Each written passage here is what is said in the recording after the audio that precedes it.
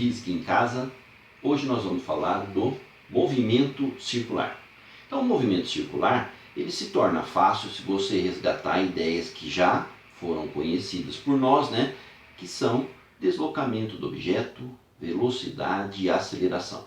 Tá? Só que simultaneamente nós vamos entender o movimento circular e vamos introduzir uma outra ideia que é a análise dos vetores. Então o que representa isso? Ó, eu coloquei aqui o trecho, um pedaço de uma circunferência que tem um raio R e tem um centro C. Ok? Então, nessa circunferência, imagine que uma partícula se desloque sobre ela. Então eu vou colocar uma partícula aqui, ó, essa bolinha preta, que está andando em cima dessa circunferência. Ou seja, se ela se desloque em cima dessa circunferência, eu sei que vai existir um deslocamento. Se ela está se movimentando, então ela terá uma determinada velocidade.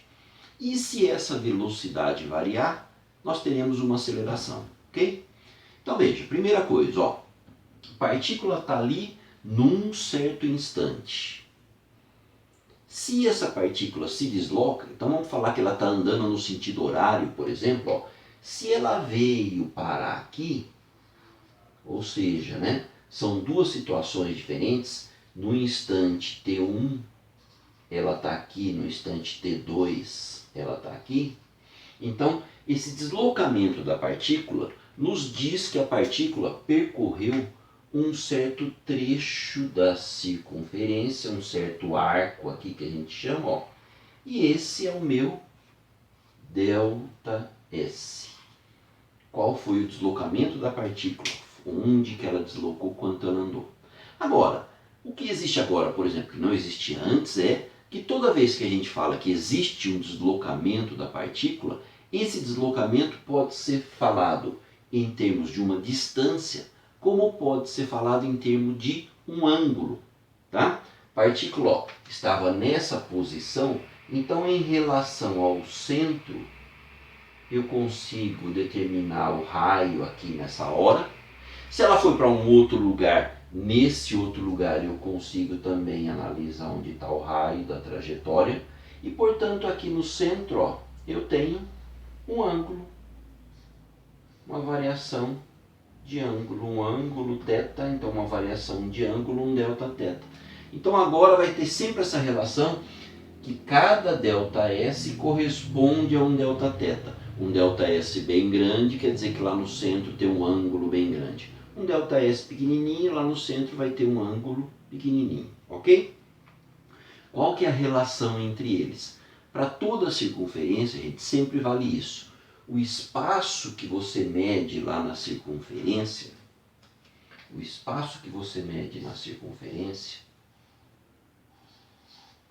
ele é o ângulo central, o Δθ aqui, que multiplica o raio. Tá? Lá então, se a partícula andou lá 30 graus e eu multiplicar pelo raio, eu sei qual é o espaço? Não. Tá? Essa relação só é verdadeira quando a gente trabalha com o ângulo numa unidade que é o radiano. Já ouviu falar? Ângulos em radianos? Então, veja, ó, uma volta da circunferência, uma volta completa, ela representa para nós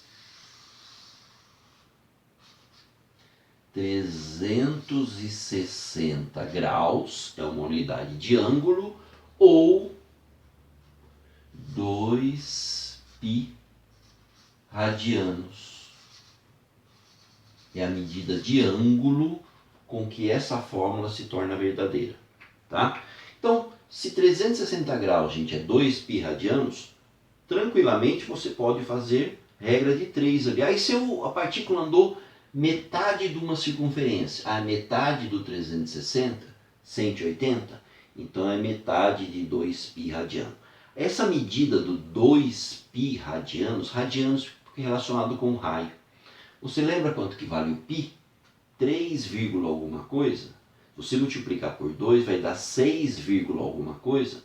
Então isso é assim, ó. Se você tem uma circunferência que ela tem um raio, se você mede esse raio aqui em cima, você encaixa 6 raios e mais um pouquinho. 6 e pouco. 2π radianos. Tá? Então, se eu tiver metade de 180, eu tenho metade do 2π, que é 1π radiano. Se eu tiver metade do 180, 90 graus, é a metade do π radianos, é π sobre 2. Ou seja, a partir disso aqui nós podemos fazer relação entre graus e radianos por regrinha de 3 sempre, tranquilo. Inicialmente, quando você está lá, por exemplo, no primeiro ano do ensino médio, recorra à regrinha de 3. Conforme você vai deslanchando, você vai ver que algumas coisas já ficarão na sua cabeça automático. Tá? Tantos graus são tantos radianos, ok?